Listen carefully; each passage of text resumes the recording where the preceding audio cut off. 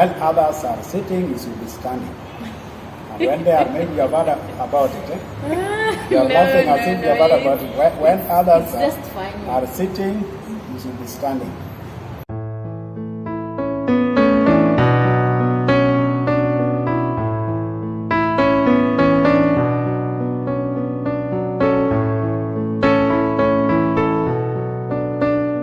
Hi guys, welcome back to my YouTube channel. Hope your new year is going well, and today we are having the first episode of Spatial Talks with Brenda. And as you can see, I have a guest here, and his name is Nashon Adero, and we are going to have a little chat with him. So Nashon Adero is a geospatial engineer, and currently he's a lecturer at Taveta University, and also is the founder of Impact Borderless Digital, which is an organization that does mentoring for the young people who aspire to achieve more in life. So welcome, Nashon. Thank you, Brenda, for welcoming me. I'm happy to be here. Yeah. Yes. Thank you so much for joining me for this session. And so as I said, we're going to have a little chat here about GIS. And so to start off, I'd like to ask you about your career journey. We'd like to know more about your career so far, what you've been achieving, how the journey was, and tell us a bit about your GIS career. Thank you, Brenda, for that question. And my career journey, it has to start with education and training. And I remember from Mirogi Boys Secondary School in Nyanza, Homa Bay County, where I come from, I qualified to join the University of Nairobi for a Bachelor of Science degree in surveying, which nowadays is known as geospatial and space technology, or if you like, geospatial engineering. Yes. So I joined that department for a 5-year degree program, and in the third year we had very exciting classes on cartography and photogrammetry. That is where we were told about GIS, and I got excited because I was asking myself, this technology that can help you to visualize events across space over time must be an exciting one, because whatever you can visualize, you can communicate effectively, understand better, and across stakeholder profiles. It doesn't matter whether you acquired just basic education level or you are a professor. If you can visualize it, you can appreciate it better and can support decisions better. So I got excited, and in my 4th year I chose a topic that was going to apply GIS, and I was modeling soil erosion hazard in Ngong using GIS technology. And Kenya Soil Survey was kind enough to give me space for data collection and using GIS software. That time not so much as advanced as the software is today. Yeah. So we are using DOS-based software, ArcInfo, and I was happy at the end of the day when I had my BSc project fully done with the results showing various levels of erosion, soil erosion hazard in Ngong area, which was my study area. So after graduating from the University of Nairobi, 5-year degree program, then as now, I had a short stint in a private company at Anniversary Towers, and this company was promoting GIS training. So we got a few students here and there to train how to use GIS software, and beginning with understanding what GIS is as a decision support concept and system. After that, I got a job in the construction industry with a Japanese construction company known as Konoike Construction Company Limited. And the place of work was in Nyanza, Sunduguri Hydro Power Project. Though I was working there as an engineering surveyor, my interest in GIS was unabated And that is what led me to apply after working for 2 years for a scholarship in Germany. And I applied and successfully received a scholarship to go and study a Master of Science degree in Resources Engineering at Karlsruhe Institute of Technology in Germany. And there again, my master's thesis made good use of GIS technology, because I used GIS to study the environmental challenges across the Lake Victoria Basin and model the changing water levels of Lake Victoria based on the inflows and outflows that affect the system. And GIS was very effective when it comes to visualizing those changes across base over time and informing policy advice for environmentally responsible development and generally environmental sustainability. So exciting has it been that even for my doctoral research, GIS technology has been critical, because my thesis has applied GIS technology to model and advise on sustainable mining from a planning perspective. And geography is key. Knowing what happens where in the mining sector is key to analyzing changes, understanding those changes, and informing governance decisions so that we can come up with a well-managed mining sector that can impact development by empowering communities, especially the artisanal and small-scale miners. Yeah. Thank you. Wow, guys, you hear that? Your journey is really interesting, especially when you talk about how in the olden times the softwares, they have really evolved. Yes. In fact, actually, personally, I've never even used it. Yeah. Yeah. Your age does not allow you. Yeah. Yes.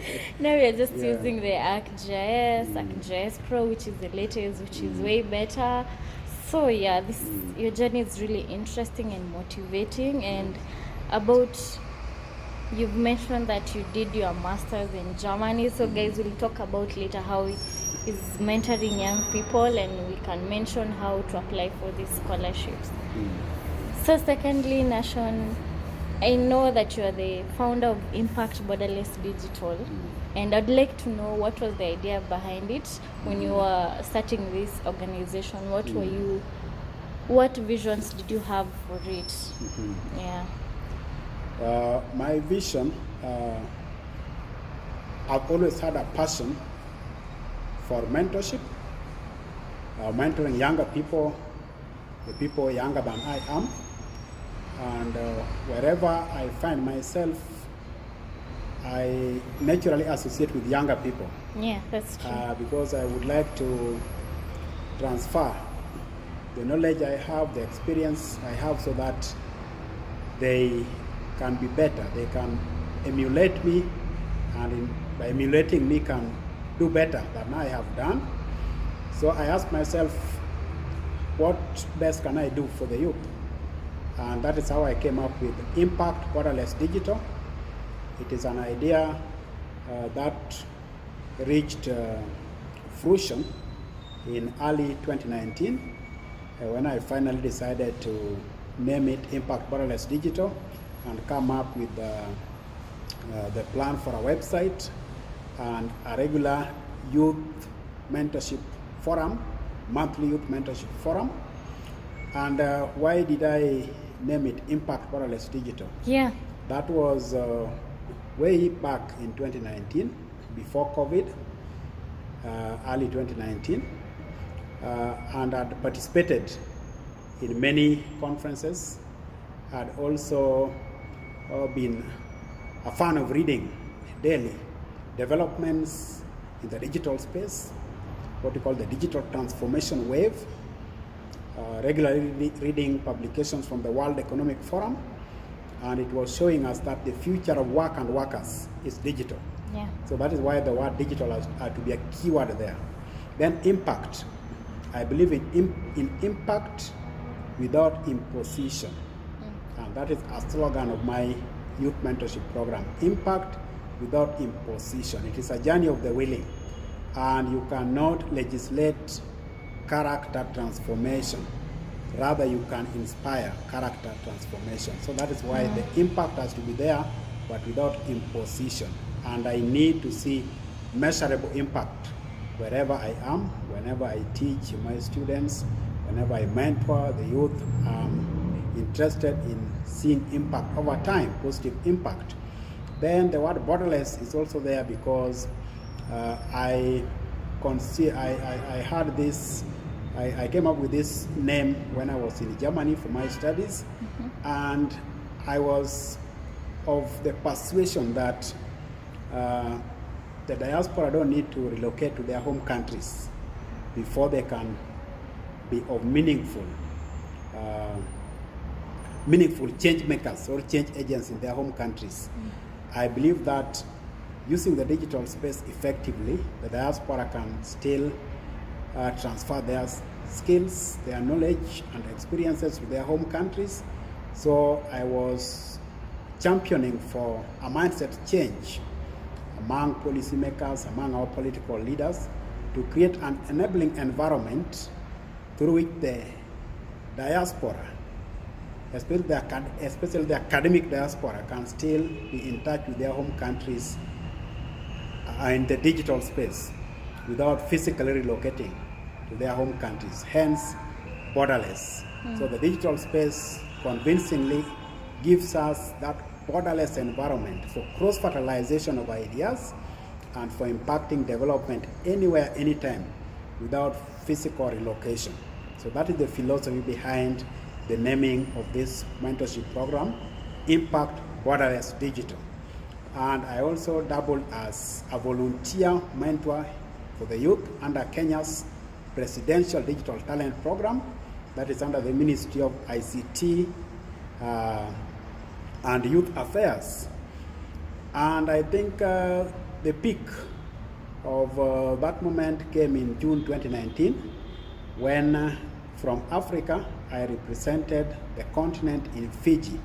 We had the inaugural Pacific Skills Summit, and it was exciting to be there to represent Africa under the thematic area dealing with living in the digital age.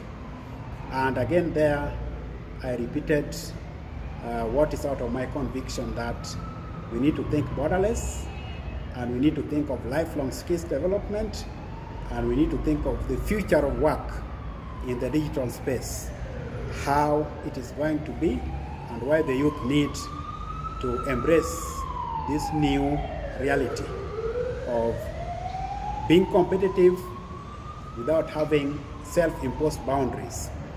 That is, I think, in the long and short of it, how Impact Borderless Digital has come to be. And since its foundation in 2019, we have held about 20 youth forums, and from March 2020, there have been virtual forums because of COVID-19. Yes. Thank you. Okay, that's really interesting. So far it has been active for about 3 years. Yes. Okay, that's really nice. So guys, if you're looking for a mentor, this is the right person to go to, and he's actually also mentoring me, so I can say that he's a really good mentor. If you want to grow career-wise or life skill, build your life skills, you need to go to him. And to get to him, I'm going to post his link for the website, and you can also search in YouTube. He has a YouTube channel, it's called Impact Borderless Digital. So it's really nice to share this information with people and to mentor young people. You know, as you've said, now we are becoming digital. No one is doing things the way it used to be a long time ago. So it's really nice. And I'd like to know where you are right now career-wise. Is it where you used to think you'd be there right now, or you've even gone beyond your expectations, or it's just at the right place? Thank you, Brenda, for that question. And also to reinforce the fact that there are three core values of my mentorship approach. One is diligence, because hard work pays off. Yeah. Hard work with consistency. Yes. Then we have excellence as another core value. We usually say that practice makes perfect, but I tend to subscribe to the persuasion of one of the motivators of our century, who says that it is not just practice, it has to be perfect practice. So he has even gone further to say perfect practice makes perfect. So whatever you commit yourself to, aspire to excellence. That is what will make the difference for you. That is what will set you apart from others. Just the way some people put it across, that while others are sitting, you should be standing. And when they are, maybe you have heard about it. You're laughing as if you have heard about it. When others are sitting, you should be standing. And when they are standing, you should be standing out. Okay. And when they are standing out, you should now be outstanding. It and means when they are should outstanding, now you should be the standard. Okay. So excellence will take you there. And the last core value is intergenerational responsibility. So where I am now, I can say I have not reached the peak yet. In fact, the peak is utopian. We can never reach it because it is progressive. It keeps advancing. Yeah. And I can say I am on a journey. And my encouragement to the youth is that the journey can have twists and turns. But wise people say the detours are the path. One journalist I admire so much, the founder of Voice of Africa, VOA, Shaka Sali, says that the distance between 2 points to be shortest must not necessarily be a straight line. It can be a detour. So even on my career journey, there have been many places of twists and turns, trying this and that one, but eventually you find that they are all preparing you to be a better person and to deliver better. So where I am now as a university lecturer, I do enjoy mentoring young people by teaching them. I enjoy teaching and research, and that keeps me healthy by embracing and always exercising inquiry, curiosity. And through curiosity and in continuous inquiry, we can continue getting amazed at the beauty of our planet and what GIS can do for a better organized planet and tracking development across space and time in an organized manner.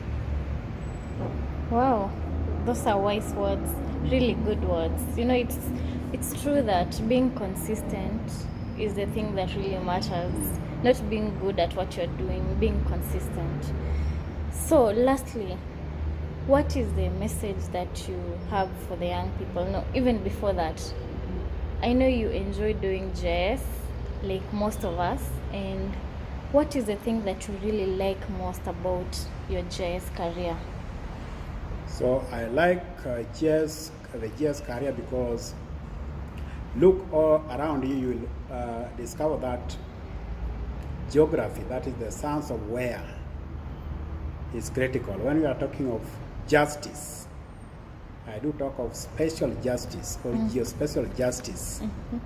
We say that injustice anywhere is injustice everywhere. How do you scientifically perceive, interpret, and implement the where if you don't have technology, the science and technology for better appreciating and mapping out the where? So that is why GIS is key, because we can communicate through visual maps.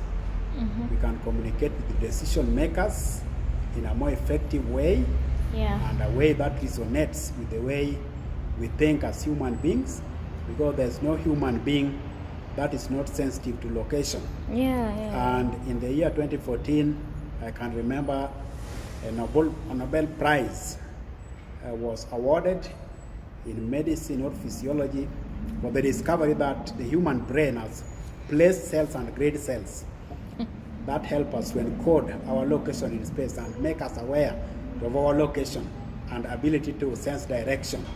And you see, this is also within the geospatial arena where we talk of global positioning systems or global navigation satellite systems.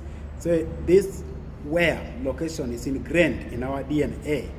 So if you are going to be devoted to any profession that demands scientific inquiry, thought and care for life on the planet and responsible living, and all the sustainable development goals, talking of sustainable cities and communities, life on earth, life under the sea, sustainable agriculture, food security, and environmental responsibility in general. Yeah. There's no way we can do without the knowledge of where and the geographical parameters for reporting justice in development and social inclusion. So that makes me even much more excited about the future of GIS and geospatial experts in general. So if I'm to advise the young people of today, I would say that you identify your gift, everyone has a gift, then refine that gift and commit yourself to what I call lifelong skills development. Not just knowledge for knowledge's sake to pass exams, but develop your skills so that you can be useful somewhere. You can be a go-to person somewhere. Think of the new careers and think of life's philosophy. What is your life's philosophy? That is what will keep you going when other people are flowing in peer pressure. You'll set yourself apart and say, no, my life's philosophy demands that I keep on this path. For example, my life's philosophy is that the responsible and excellent service of my refined gift to the world is my ultimate duty. So what will make me depressed and sick is when I realize days are passing, but I'm not being useful. I'm not refining my gift, and I'm not making a difference through excellence, diligence, and intergenerational responsibility. So that has kept me at peace like fish in the water. Thank you. Thank you. That's really good advice. That's the point. It's not just knowing that knowledge, but making it useful. If you're not using it for something, for a better purpose, then it's for no value. So that's really important. So thank you so much, Nashon. It's been a nice session. We've learned a lot and it's been really great. So thank you so much for joining me for this session, and thank you for willing to join me and to do this talk. So thank you so much, guys. This is the end of this episode, and thank you. We'll see you again in the next episode. Thank you so much. Thank you, Brenda. The pleasure has been all mine. And there's what we call reverse mentorship. You're also mentoring me in the reverse because there are things you know that I don't know because of generational succession. And I encourage all the young people out there to emulate you and to interact with you, and thank you also for mentoring our students at Taita Taveta University in GIS skills. I can mention Imelda Nasubo and John Waruru Gitau. They are grateful for the work you have been doing to mentor them and advise them in when it comes to GIS matters. Thank you. Thank you so much, guys.